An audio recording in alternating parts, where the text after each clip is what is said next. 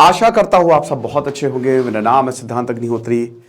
Study gloss पे आपका बहुत बहुत स्वागत है। 1962 वॉर की हम बात करेंगे आज दोस्तों। कुछ चीज़ें मैंने पढ़ाई की है इस पे। एक 1962 फिर 1971। डेफिनेटली ये एक मैग्नम ऑपस मूवमेंट थे भारत के, जब सब कुछ बदला। तो बात करेंगे। वैसे कई बार मैंने इसके बारे में बात की, लेकिन आज बात होगी कि आखिरकार चाइना आगे क्यों नहीं बढ़ा।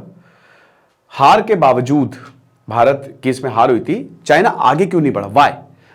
तो इसकी आज हम बात करेंगे। इंडियन एक्सप्रेस का एक अच्छा एडिटोरियल है। तो देखो 1962 आपको पता ही है कि 10 अक्टूबर से लेकर लगभग 22 नवंबर तक ये वॉर चली थी, ठीक है। और ये 1-1.5 महीने, बट एक्चुअल में जो वॉर है वो खाली 2 हफ्ते ही चली थी, है ना। बाकी बीच में काफी पॉज भी हुए, चाइना की तरफ से ऑफर दिए गए।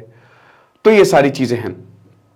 इससे पहले आपको बता दूं कि जिस तरीके से मेजर शैतान सिंह ने यहां पे एक लीडरशिप दिखाई थी, अकेले चाइना को खत्म कर दिया था। आप भी ऐसी लीडरशिप दिखा सकते हो। लिमिटलेस लीडरशिप, 300 रुपए का कोर्स, 20 मिनिमम 20 मैक्सिमम 25-26 कितने भी लेक्चर्स हो सकते हैं। एक लेक्चर 40 से 45 मिनट का। प्रशांत सर ने बहुत सारी केस स्टडीज, किताबों का इसमें रिव्यू किया है। फटाक से आप कोर्स को अवेल करें, आपको मजा आ जाएगी, आपकी जिंदगी बदल जाएगी। 1x से 20x पे जाएंगे परसों, यानी कि इसको हम खत्म करेंगे 25 नवंबर को, जो स्पेशल डिस्काउंट है।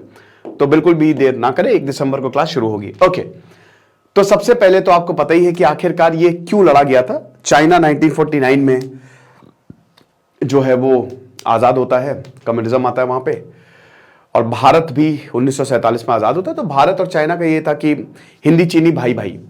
माओ जेडोंग भारत आते हैं, दोनों बात करते हैं, जवाहरलाल नेहरू, और बोलते कि दोनों ही इंपीरियलिस्ट पावर, मतलब ब्रिटेन ने दोनों पे कब्जा किया हुआ था। मतलब चाइना की तो और बुरी हालत थी। तो अब ये था ना कि 2 सुपर पावर क्या, आने वाली सुपर पावर, बहुत बड़े देश, बड़ा मतलब जिसके बिना दुनिया का गुजारा ना हो, तो वो देश साथ में आके बैठ रहे हैं और बोल रहे हैं कि हम आपस में नाम, जैसे भारत ने तो बोला था कि ना सोवियत के साथ जाएंगे ना अमेरिका के साथ जाएंगे। चाइना का भी यही स्टैंड था। चाइना कम्युनिस्ट था, हालांकि सोवियत के साथ था, भारत भी सोवियत के साथ था, तो और कॉमन ग्राउंड। तो बोला कि हम साथ में बैठेंगे। बहुत बढ़िया रिश्ते थे, खूब बातें होती थी। 1956 में पंचशील एग्रीमेंट हमने साइन किया कि पीसफुल कोएग्जिस्ट करेंगे, एक दूसरे की टेरिटोरियल इंटीग्रिटी को हम नहीं ज्यादा हस्तक्षेप करेंगे, दोनों में पॉलिटिक्स में हम नहीं हस्तक्षेप करेंगे। जाओ एनलाई आए, बहुत बढ़िया तरीके से उनका स्वागत हुआ और सब कुछ अच्छा ही चल रहा था। भारत ने कुछ गलतियां की, जवाहरलाल नेहरू की दोस्तों इसमें गलती नहीं है इतनी, मैं बताऊंगा कैसे। भारत ने एक तो गलती 1950 में, जब चाइना ने तिब्बत को ऑक्यूपाई किया, और आपको पता है कि तिब्बत पे बहुत अच्छे अत्याचार किए थे, और तिब्बत को जब अपने कब्जे में लिया चाइना ने, तो फिर बाउंड्री जो है वो टच होने लगी भारत से। ये एक बहुत बड़ी गलती, और भारत ने उस समय कुछ नहीं बोला था, उसके बावजूद भी हम स्वागत करते रहे। अब देखिए, तिब्बत, दलाई लामा रातों रात भारत आते बहुत लोगों को लेके। ये भी एक अपने में बहुत गजब की कहानी है, हीरोइक स्टोरी है कि बड़ा मुश्किल था ये सफर। चाइना की आर्मी से बचते हुए दलाई लामा को तो मार देते वो, या जेल में डाल देते, और बड़ा मुश्किल था कि किस तरीके से पहाड़ों को क्रॉस करते हुए भारत आए, और भारत ने दलाई लामा को रिफ्यूज दे दी, जो कि चाइना गुस्सा गया। अब देखिए, बाउंड्री डिस्प्यूट हमेशा से भारत और चाइना के बीच में रहे हैं। मैकमिहन लाइन, जो कि अंग्रेज बना के कहते, चाइना उसको मानते ही नहीं है। तो बाउंड्री डिस्प्यूट 1869, फिर 1897, 1899, कई बार भारत और चाइना के बीच में बाउंड्री ड्रॉ करने की कोशिश की गई, लेकिन ऐसा हुआ नहीं। 3 जगह विवाद रहा है, अभी हम बात करेंगे उसकी। चलो हम देख ही लेते हैं सबसे पहले तो कौन कहां पे विवाद रहा है, ठीक है। तो एक तो आप ये देख सकते हो, ये 3 कलर कोडिंग में आप देखो, ठीक है। एक तो आपका वेस्ट सेक्टर आता है, ठीक है। अब वेस्ट सेक्टर लगभग 2150 किलोमीटर का बॉर्डर है, जिसमें जम्मू एंड कश्मीर आता है, जो कि जिंजियांग प्रोविंस से एकदम। अब भारत ये कहता है कि चाइना सबसे पहले अक्साई चीन यहीं पे पड़ता है, तो अक्साई चीन को इलीगली ऑक्यूपाई किया 1962 वॉर में। आपको पता है शजगान ट्रैक भी इलीगली वो गिफ्ट में दे दिया, ठीक है, चाइना को, पाकिस्तान ने। और यहां पे बहुत भयानक फाइटिंग हुई थी, और ये एक डिस्प्यूटेड एरिया है। ये वाला जो मिडिल सेक्टर है, यहां भी 625 किलोमीटर, हिमाचल प्रदेश, उत्तराखंड, यहां पे कोई डिस्प्यूट नहीं है, यहां पे सब बढ़िया से। लेकिन देखिए, आपको बता दूं कि फिर भी चाइना इस पे भी नजर बनाए हुए है, यहां पे भी प्रॉब्लम क्रिएट करता है। सबसे बड़ी ये जो ईस्टर्न सेक्टर है ना, ये वाला सेक्टर, यहीं पे ही लड़ाई शुरू हुई थी। 1140 किलोमीटर का जो एरिया है, इसी को ही, यहीं पे मैकमिहन लाइन भी है, पूरा मैकमिहन लाइन। और अरुणाचल प्रदेश को, जो समय नॉर्थ ईस्ट फ्रंटियर एजेंसी बोला जाता था, बोलता है कि तो साउथ तिब्बत है। चाइना ने कहा कि तो साउथ तिब्बत है, तो हमारा ही पार्ट है, क्योंकि पहले तवांग जो है वो चाइना का पार्ट रहा था, मतलब चाइना का तिब्बत की कॉलोनी, तो हमारा है ये। तो भारत ने बोला दिमाग कौन सा सस्ता नशा क्या करके आओ भाई, क्या ऐसा मिला के खाते हो भाई, ऐसा कुछ नहीं है, ये हमारा है, हमारा रहेगा। चाइना माना नहीं, कोई बात नहीं। अब होता क्या है, प्रॉब्लम तब शुरू होती है कि एक तो बाउंड्री डिस्प्यूट मान नहीं रहे हैं, चाइना के मैप्स इतने खतरनाक आ रहे हैं कि भारत कह रहा है कि अच्छा, भारत ने बोल रहा है कि आप मैप बहुत गड़बड़ निकाल रहे हो, तो चाइना कहता है कि मैप पे मत जाइए, हम कुछ भी नहीं करने वाला, टेंशन मत लीजिए। चाइना की पूरी सरकार यह बता रही थी कि हम कुछ भी नहीं करेंगे भाई आपके साथ, लेकिन अक्साई चिन तक रोड बना दी चाइना ने। अब भारत बोला भाई पागल अगल हो गए हैं क्या यार। जवाहरलाल नेहरू बोले कि यार अजीब, तब उस समय उन्होंने पार्थस्वामी को बोला था, जी पार्थस्वामी को जवाहरलाल नेहरू ने बोला था कि भरोसा मत करना, चाइना कुछ भी कहे। इनफैक्ट वीके कृष्ण मेनन जो उस समय डिफेंस मिनिस्टर थे, वीके कृष्ण मेनन तक को बोला था कि इनको कुछ मत बताना, क्योंकि वो कम्युनिस्ट थे। और वीके कृष्ण मेनन एक बहुत बड़ा रीजन है कि भारत 1962 वॉर हारा।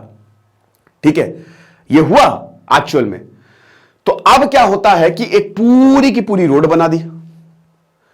यहां पे फिर प्रॉब्लम शुरू होती है और चाइना की आर्मी आगे बढ़ने लगती है। तब फिर जवाहरलाल नेहरू एक फैसला लेते हैं। जवाहरलाल नेहरू बोलते हैं कि फॉरवर्ड पॉलिसी बनाओ। अब देखिए, जिन जवाहरलाल नेहरू को बोलते हैं सेना नहीं इन्होंने भेजी, अरे भैया फॉरवर्ड पॉलिसी क्या थी, यही तो थी कि जाके फॉरवर्ड पॉलिसी की अपनी सेना को आगे जाके तैनात कर दो, ताकि देखिए फॉरवर्ड पॉलिसी का मतलब क्या हुआ कि जवान जो है वो आगे जाके कैंप लगा दे, जो हमारे एरिया है वहां पे झंडा गाड़ के बैठ जाए और आ जाओ बेटा, फिर यहां से तुम क्रॉस नहीं कर सकते, ये हमारा एरिया है। तो वो आगे बढ़ते, जो हमारे डिस्प्यूटेड एरिया थे, जो चाइना बार बार क्लेम कर रहा था, हम वहां पे घुस गए हमने, और हमारा एरिया था वो, वहां फॉरवर्ड पॉलिसी, वहां पे हमने कैंप जो है वो लगा दिए। ठीक है, वहां पे आर्मी बैठा दी। अब चाइना को लगा कि भाई ये तो बड़ी गड़बड़ है, ये तो दिक्कत पैदा हो जाएगी इससे, तो ये तो चाइना ने भी फॉरवर्ड पॉलिसी लगा दी, चाइना भी धीमे धीमे धीमे धीमे आगे बढ़ने लगा। लेकिन देखिए, भारत को कभी भी यह विश्वास नहीं था और ना ही भरोसा था कि चाइना जो है वो कभी हमला करेगा। चाइना कभी एक अच्छी आर्मी रही नहीं है। ठीक है, चाइना हमेशा हारे हैं, चाइनीज वो इंटेलिजेंट इंटेलेक्चुअल रहे हैं, बट वो एज एन आर्मी वो हमेशा फेल हुए हैं, क्योंकि हमेशा हारे हैं। और भारत को ये यकीन था, जितने एक्सपर्ट्स, इतने जनरल्स, ब्रिगेडियर्स, वो ये कह रहे थे कि देखो 3-4 गोली चलाओ, ये बुड़ के भाग जाएंगे, ये इनकी औकात नहीं आगे आ जाए। लेकिन ऐसा हुआ नहीं। 10 अक्टूबर सुबह 8 बजे के करीब हमला होता है और तगड़ा हमला होता है। अब जब हमला हुआ उस समय 56 भारतीय सोल्जर्स, उधर 500 चाइनीज सोल्जर्स। यहां पे बोला गया कि आप तुरंत मैन पावर दीजिए। ब्रिगेडियर जॉन डाल्वी ने इसको देने से बोला कि आप पीछे हटो भाई, देखो कभी कभी विड्रॉ करना पड़ता, वरना सबके सब मारे जाएंगे। तो उसने बाद भारत ने कुछ नहीं किया। फिर अगले 10 दिनों तक, 20 अक्टूबर तक बातचीत चलती है। उधर जाओ इनलाई बोलते हैं जवाहरलाल नेहरू को कि आप एक काम करो, लेटर लिख के बोलते हैं कि एक काम करो कि अक्साई चिन हमको दे दो, अक्साई चिन के लिए लड़ाई है, हम मैकमहन लाइन को रिकॉग्नाइज कर लेंगे। जवाहरलाल नेहरू बोलते दिमाग खराब है, तुम पागल हो चुके हो क्या पूरी तरीके से, ये समझिए जो इतना आरोप लगता है जवाहरलाल नेहरू पे। और ये देखिए क्या होता है कि जब आपके घर में कोई इंसान आता है वो इतने अच्छे से और आपको अपने सबसे बड़ा हमदर्द बताता है, तो आप जब वो धोखा देता है ना, बड़ा दुख होता है। तो जवाहरलाल नेहरू को बड़ा दुख था कि चाइनीज आके इतना कुछ बोल के गए हैं यहां पे, बट धोखेबाज है। तो अब उसके बाद क्या हुआ कि शुरुआत हो जाती है 20 अक्टूबर को। फिर भयानक हमला होता है चुशूल सेक्टर पे, स्पेशली तगड़ा हमला होता है वहां पे, और भी जितने यहां पे सेक्टर्स थे एक एक करके, ठीक है, वहां पे हमला हुआ। और उसके बाद फिर इंडियन आर्मी को काफी ज्यादा नुकसान झेलना पड़ा, भारतीय जवान जो है वो शहीद हुए। और यहां पे जो लड़ाई लड़ी गई थी बैटल ऑफ रेजांगला, जिसमें मेजर शैतान सिंह 130 लोगों ने पूरे चाइना की बैंड बजा दी थी, हैंड टू हैंड कॉम्बैट, दौड़ा दौड़ा के मारा था।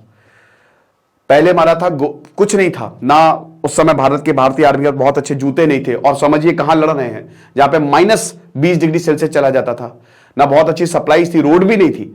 वहां पे इंडियन आर्मी ने विड्रॉ करने से मना कर दिया। और शैतान सिंह, मेजर शैतान सिंह दूसरे बने थे जिनको सोमनाथ शर्मा के बाद मेजर शैतान सिंह दूसरे थे जिनको परमवीर चक्र मिला, हाईएस्ट गैलेंट्री अवार्ड, और निकल गए वो। ठीक है, ऐसी की तैसी समझ लीजिए कि पहले तो आंखों से लड़ाई की, फिर गोलियों से लड़ाई की, गोली खत्म हो गई तो हाथों से लड़ाई की, हाथ थक गए तो चाकू से लड़ाई की। पहली बार ऐसा हुआ कि इंडियन आर्मी उनके कैंप पे घुस गई और इंडियन आर्मी कैंप में घुस के मारा है। क्या स्ट्रैटेजिक, हम ये वॉर हारे, लेकिन यहां पे एक एक भारतीय 20-20 चाइना पे भारी पड़ा था। यानी कि चाइना के सोल्जर्स थे, उन्होंने भी माना था, चाइना के सोल्जर्स ने भी सलामी दी थी कि ऐसी बहादुरी वाली जंग हमने कभी देखी नहीं, ऐसा हिसाब किताब था। तो बहुत बढ़िया। लेकिन फिर 1962 जब फाइनली सीज फायर होता है, इसको साइन किया गया, तो उसके बाद ये जंग जो है वो खत्म होती है। तो अब बात यह है कि आखिरकार चाइना ने सीज फायर डिक्लेयर क्यों किया। 21 नवंबर को सीज फायर जो है वो डिक्लेयर किया गया, और आपको बता तो चाइना आगे तवांग तक पहुंच गया था, ठीक है। अब भारत ने भी कुछ एरिया को जीता था, ऐसा नहीं है, लेकिन फिर पीछे हटा। ये सीज फायर के बाद तवांग से पीछे हट गया, ठीक है। अक्साई चीन जो है वो चाइना जो है वो ले गया, तो 20 किलोमीटर तक लाइन ऑफ एक्चुअल कंट्रोल के पीछे चली गई है, ठीक है। तो यहां पे अगर बात करते हैं तो 10,000 से 12,000 ट्रूप्स, इंडियन ट्रूप्स थे, और उधर 80,000। आप समझिए भारतीय इस पे इन पे भारी पड़ गए थे। इंडियन 1, चाइना 5, आप ऐसे समझ लो अगर आप कंपेयर करना चाहते हो। और जैसा कि हमने बताया कि ये 3,000 की डिस्प्यूटेड टेरिटरी थी। यहां पे लगभग 1383 भारतीय वीर गति को प्राप्त हुए थे, और ज्यादातर जो काफी ऊपर लड़ाई हुई थी, और उस समय हमारी आर्मी जो इतनी एडवांस्ड नहीं थी, बल्कि चाइना को तगड़ा सपोर्ट था, ठीक है ना। अब यहां पे 20 मेन लड़ाई 20 अक्टूबर से शुरू हुई थी, तवांग सेक्टर से ही, ठीक है, मतलब उसके आगे से ही।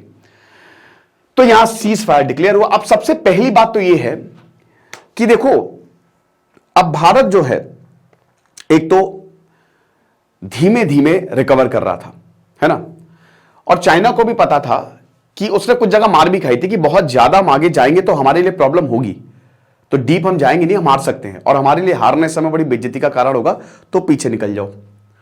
दूसरा पॉइंट क्या था? सेकेंड पॉइंट देखिए, इस समय विंटर आने वाला था, सर्दियां आने वाली थी, और बहुत बर्फ जम जाती है।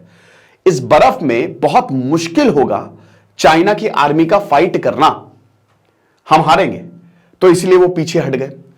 और आपको बता दूं कि एक और देखिए, ये जैसे जैसे आप आगे बढ़ोगे किसी दूसरे की टेरिटरी में, वैसे वैसे आप फंसते जाओगे, और इतना आसान नहीं होगा। तो यहां पे बर्फ में लड़ाई करना बहुत ज्यादा मुश्किल हो जाता है, ठीक है। हालांकि आपको बता दूं कि चाइना डोमिनेंट पोजीशन पे था, बट फिर भी उसने विड्रॉ कर दिया, तो उसने बोला कि विक्ट्री जो है वो डिक्लेयर कर दो। उसके बाद अमेरिका और यूके, नेहरू ने अमेरिका और यूके के हेल्प के लिए बोला, और तुरंत अमेरिका मान गया। अच्छा, उस समय अमेरिका, जिस वक्त वॉर चल रहा था, तो उस समय क्यूबन मिसाइल क्राइसिस चल रही थी, ठीक है।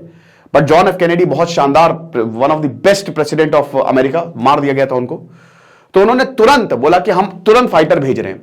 तो रॉयल एयरफोर्स, और अब अगर मान लीजिए चाइना आगे बढ़ता तो अमेरिका बहुत मारता, अमेरिका और भारत मिलकर, आप समझिए कि चाइना की टेरिटरी को हम ऑक्यूपाई कर सकते थे, इतना मारता वो। तो बेस्ट यही था कि इधर अमेरिका भी आ गया है और इधर यूके भी आ गया है, तो हम आगे ना ही बढ़े तो फिर बेटर है, ओके। तो ये चीज है। अब यहां पे यही बोला कि अगर चाइनीज जो है वो स्टॉप हो जाते तवांग को कैप्चर करने पे, जो कि बाद में वो हो भी गए, और अगर वो ज्यादा साउथ नहीं जाते 24 अक्टूबर के, तो वो बहुत मुश्किल होता भारत के लिए उनको डिसलॉज करना। मतलब एक बार अगर वो आगे आ जाते तो मुश्किल होता। लेकिन हां, आपको बता दूं कि सबसे बड़ी बात यह है कि वेस्टर्न इशू, वेस्टर्न, इसीलिए उन्होंने सीरियसली इस इशू को लेना शुरू किया जब वो काफी आगे आ गए थे, ठीक है। चाइना की अगर बात करते हैं तो उन्होंने बोला कि नई दिल्ली तक जो साउंड है वो चाहे पहुंच गया था, और उसके बाद फिर ट्रूप्स को जो है वो पीछे गया, और उसके बाद नेगोशिएशन स्टार्ट हुआ, और उसके बाद हमने पीछे हटे। अब दोस्तों, ये बात तो चाइना कह रहा है, लेकिन मैं आपको बताता हूं कि इसके बाद हमने बड़ी सीख ली, और चाइना के बाद 1967 को स्टैंड ऑफ हुआ, हमने बहुत मारा चाइना को, खत्म, ठीक है। 1980 में स्टैंड ऑफ हुआ, चाइना बहुत पिटा, लेट 90s में बहुत पिटा, डोकलाम में आपने देखा चाइना पीछे हटा, अभी आपने यहां देखा पंगोंग सो पे चाइना पीछे हटा। अब देखिए, अब बहुत चीजें अलग हो गई हैं, और जो भारत की मिलिट्री वो अप्लाइड मिलिट्री है। इकलौता हार हम 1962 का हारे। अगर चाइना के इतिहास में देखो तो चाइना बहुत सारे वॉर हारा है, ठीक है। प्रॉक्सी वॉर हम हमेशा जीते हैं, तो इस समय बहुत मुश्किल है, और बड़ा चाइना को भी यह पता है कि हमको नुकसान, बेहद भयानक नुकसान हमको होने वाला है।